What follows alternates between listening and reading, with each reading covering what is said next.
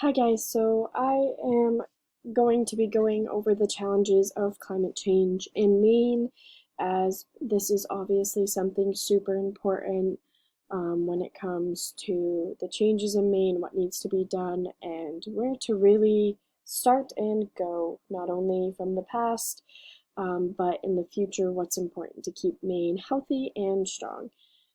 You'll notice every single page I will have my references from different sources that I used, all in APA format.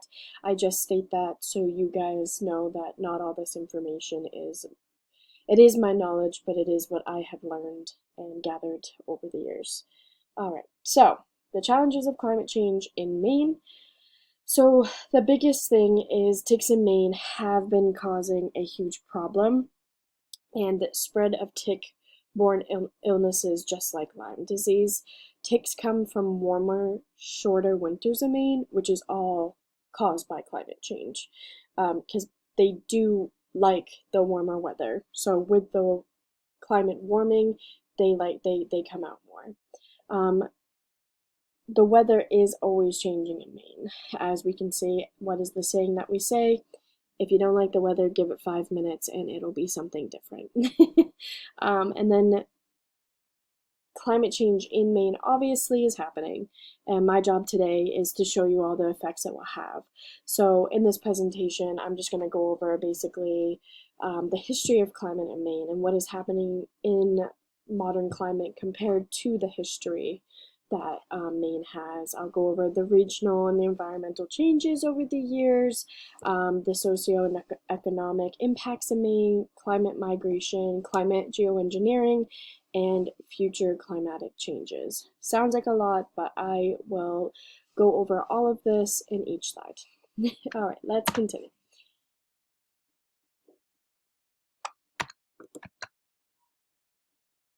Oh, I think that I went.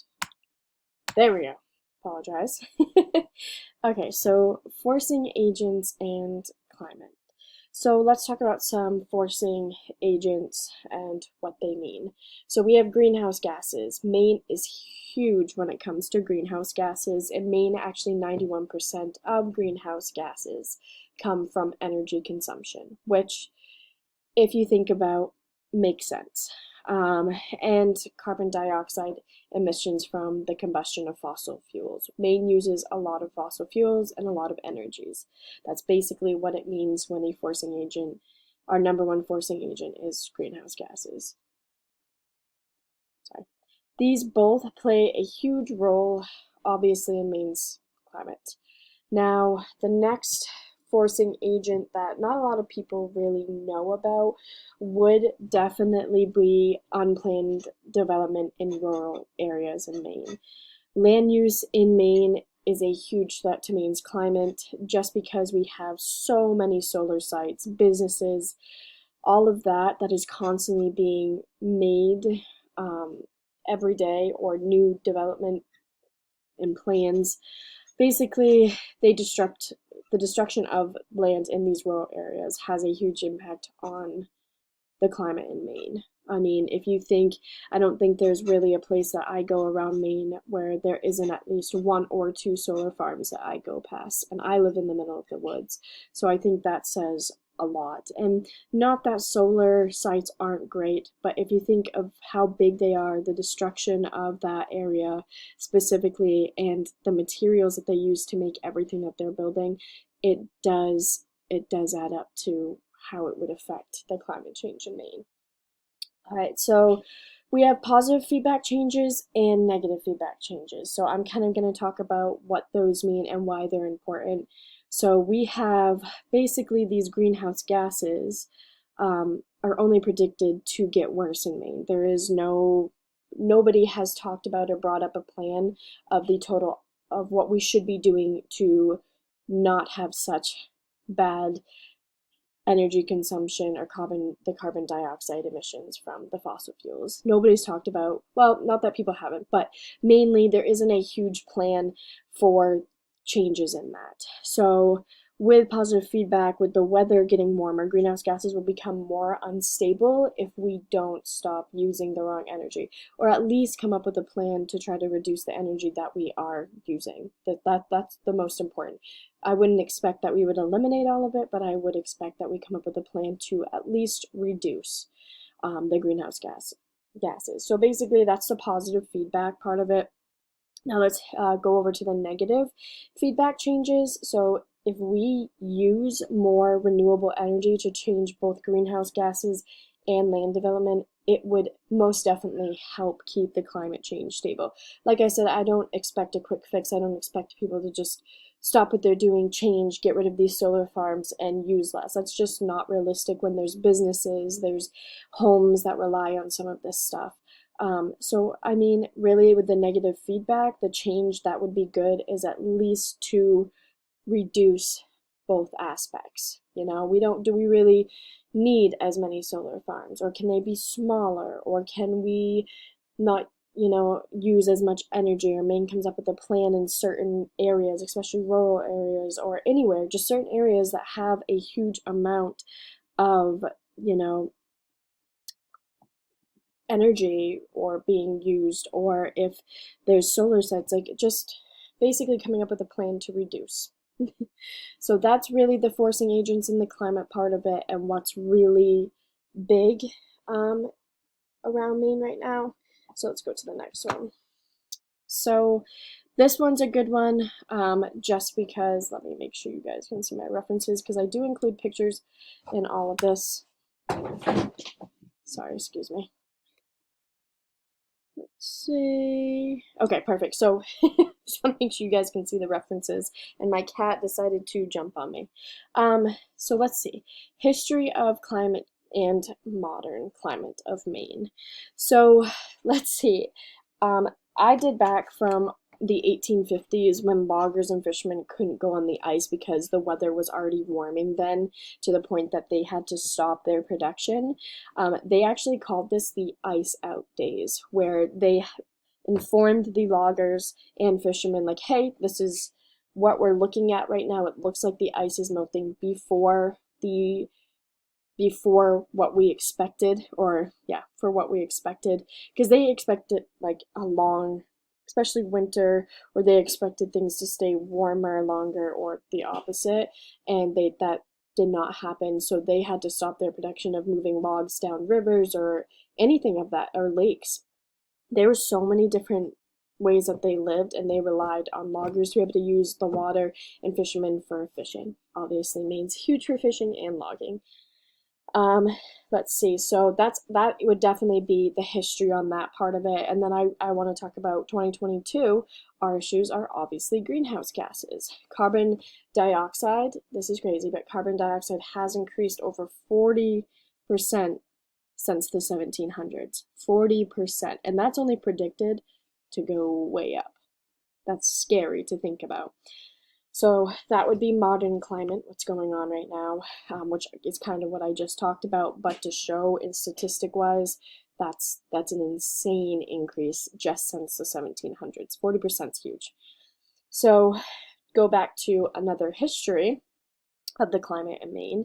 The 1700s, carbon dioxide increased a lot, and then there was heat trapping from greenhouse gases, and that's why it increased so heavily from the 1700s to 2022. And then this is modern, this is in 2018, but it's still pretty modern because 2018 wasn't that long ago. A lot does happen over those years. Obviously there is change, but there were heat waves on the Gulf of Maine in 2018. And this graph over here shows what the heat wave was like coming over into, from down Canada all the way into the Gulf of Maine. It was insane, the heat waves going on, which affected fishing, affected businesses, affected so many different things. Think about, not only is there climate change issues with the land and the air and the energy being used, but there's also, imagine a huge heat wave that people aren't used to. It affects people who can work, labor, that which affects businesses. It all is insane, and that's NASA actually retrieved that data. All right, just give me a second to look.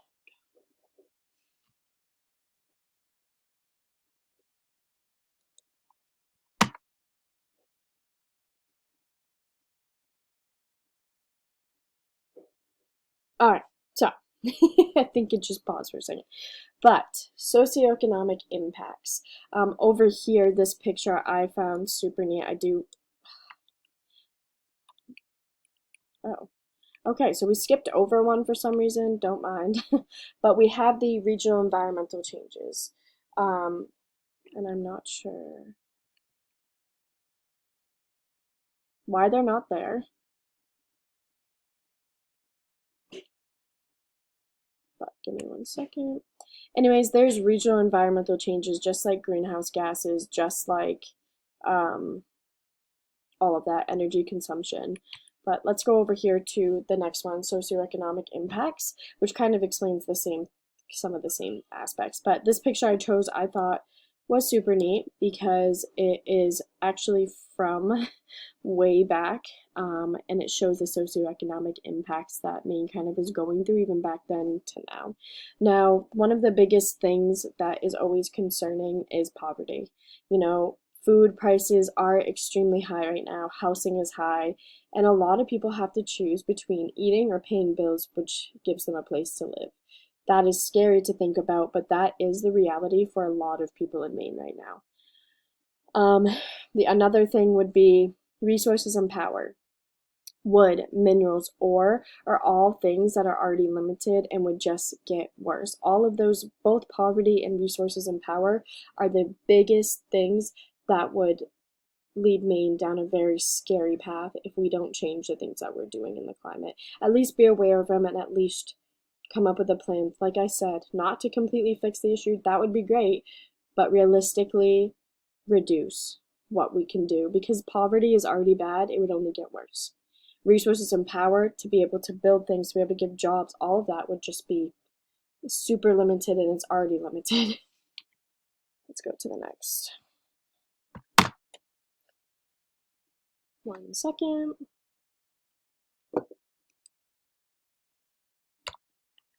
All right, climate, my education. Let's see. Place for the biggest thing here would be place for refugees due to climate change. Maine is safe and protected from a lot of other places in the world where climate change would be worse. Maine is actually known that if there was this huge emergency, it would be a huge place for refugees or people that need a safe place to go. Now, that's if and only if we try to change things within our climate. Next would be climate engineering, which geoengineering, excuse me. So I read up a lot on this, and they are looking at everything, and really extreme heat changes to come. Maine's climate is we already have extreme heat, like it's warming insanely, but Maine climate change is only going to get warmer. Now, scientists in Maine have been studying this for years, and all they can say right now, if we continue down this path, is it's just going to get warmer, which causes a bunch of issues. So let's see, future climatic changes. One, sea levels are predicted to change 1.5 feet by 2050 and 4 feet by 2100. To most people in Maine, especially older people, they're going to think, how does that affect me? Think of your grandparents, think of your kids now, think of anybody in your family. We all have family at somewhere, some point, and think of other families too. Like, it's huge. That's big. That's going to affect fishing industry. That's going to affect housing. That's going to affect everything. That's a scary level for the sea to get to, if that makes sense. Like, it's just not, it's dangerous. That also causes an increase in flooding throughout Maine, which again, insurance prices are going to go up because of this. So it's going to become, you're not going to be able to afford, a lot of people are not going to be able to afford to be able to even get insurance in case a flood happens. And if you can, it's going to take all your money to be able to fix the damage that these floods do. Now, if sea levels rise, floods going to happen. I mean, it's inevitable. You can't really change the outcome of that. But that's the biggest thing for future climatic changes. So, to end this presentation, so you guys can really look at everything that I just presented, obviously Maine is known for how beautiful